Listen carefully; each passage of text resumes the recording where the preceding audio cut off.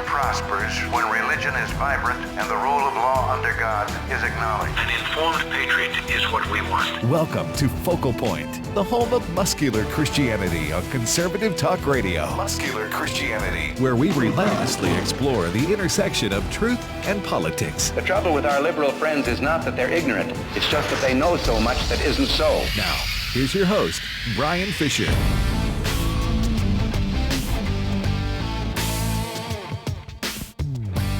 Hi, welcome back to this second hour of Clean Out the Fridge Friday on Focal Point AF for Talk. Brian Fisher is my name. We got a lot we are going to get to in just this last hour. Just a programming note, I will be on a fact-finding trip with AFA and Trans World Radio for the next 8 days, leaving tonight. We'll go to Cuba. We'll go to a little island in the Caribbean off the north coast of South America called Bonaire, where Trans World Radio has their broadcast center. So I'll be out of the country for the next 8 days.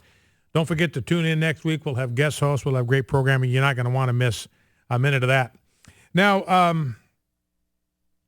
I want to start this hour with something that I think is absolutely critical for people to understand in the debate about spending and a balanced budget. Now, this is phenomenal. What I'm about to share with you is phenomenal, and I want you to remember this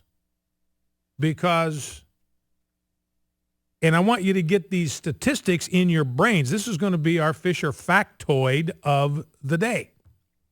This comes from a piece by Daniel Mitchell. It's on townhall.com. He does great work in the area of economics. I read most everything that he writes because he's a good writer and he's knowledgeable in economics. What he writes is good stuff. Now, he's taking the numbers that come from the CBO. Now, this is supposed to be the gold standard in Washington, D.C. You get numbers from the CBO, Congressional Budget Office. It's nonpartisan. That's the deal. So that's the gold standard. Remember, we talked about this.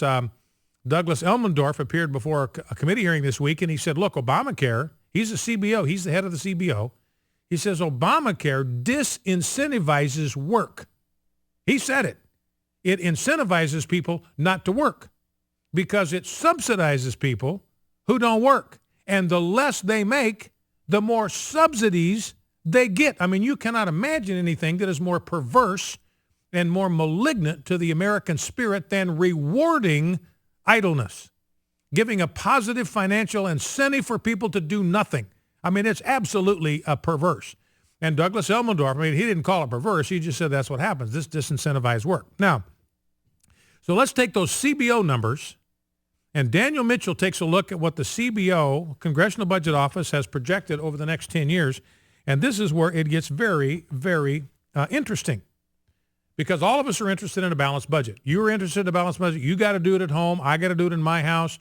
The AFA's got to do it. Every ministry's got to do it, or you go out of business. Every business has got to do it, or you go out of business. You got to balance the budget. Your outgoes got to match what's coming in.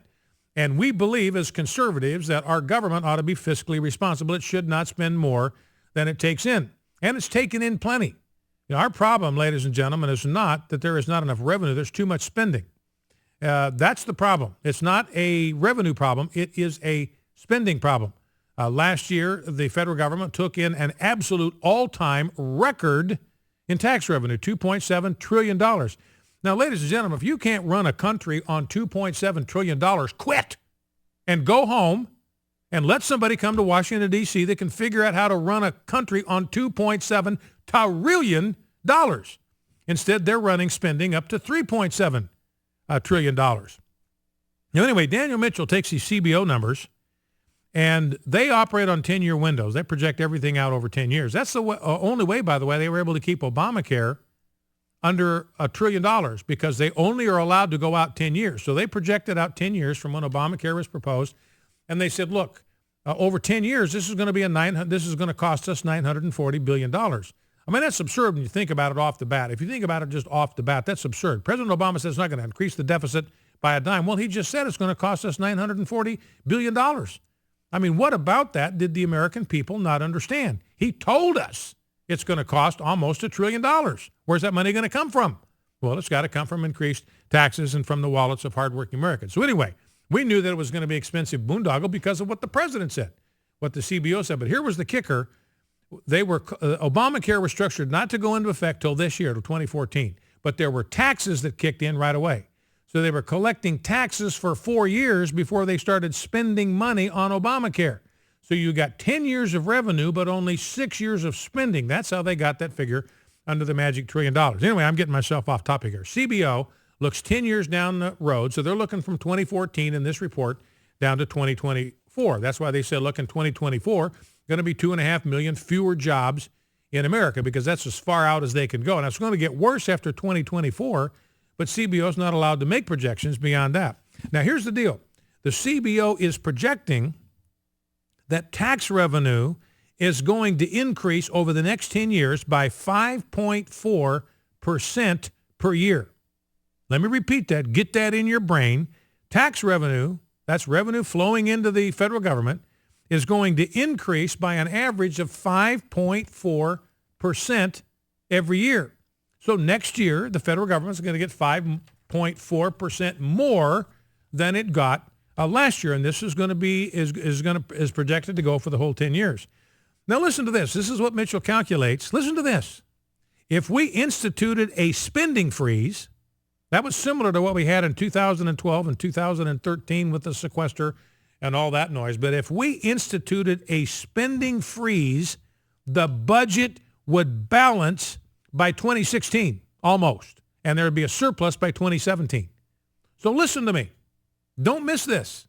This is proof that it is a spending problem and not a revenue problem. If we instituted a spending freeze, now I'm guessing a lot of you, this is true in our household, we've had a spending freeze for several years now because you got to make sure the numbers work, and you may not be able to increase the amount you spend for groceries or the amount you spend on entertainment or the amount you spend for this because you've got other increases. You got to make adjustments. So a lot of Americans have instituted a spending freeze in their own family budgets. It's the only way you can make it. Now, if the federal government did that, according to Daniel Mitchell, if the government instituted a spending freeze, in other words, we're going to spend the same amount next year that we spent this year. We're not going to decrease anything. We're not taking anything away from any program. We're just going to spend the same amount next year that we spent this year, and we're going to do that in 2015. We're going to do it in 2016. The budget would balance in 3 years by 2016, and there would be a surplus in the year 2017. So that's your first Fisher factoid of the day. And again, this is based on numbers from a government agency, the CBO. If the federal government froze spending, we would balance the budget by 2016. Now, if you allowed spending to grow at a rate of 2.3% a year, so now you're not even not freezing things, you're not cutting anything, you're allowing every program, every single solitary program in the federal government, you are allowing it to increase at 2.3% a year. If you did that, remember, revenue is going to grow 5.4% a year. If you did that, the budget would balance in 2019. So we could increase federal spending by 2.3% a year and still balance the budget by 2019. So bottom line, there's no need to raise taxes. There is no need to pass a balanced budget amendment. We don't need to go all through that rigmarole. We just need people with enough testosterone in Washington, D.C. to say, no, we are going to either freeze spending like we did in 2012 and 2013, or we are going to limit growth in federal spending to 2.3% a year, balanced budget by 2019. So easy, a caveman could do it. So now we know it's very simple to balance the budget, and you do not need to raise taxes to do it. All you need to do is exercise some sort of fiscal restraint. So, that's the Fisher factoid of the day. Spending freeze, we balance the budget by 2016, allow 2.3% growth a year, balance the budget by 2019. It is a doable proposition. The problem we have is not a revenue problem. It is a spending problem. We need lawmakers in D.C. that understand that and will do something about it. Focal Point, AFR Talk.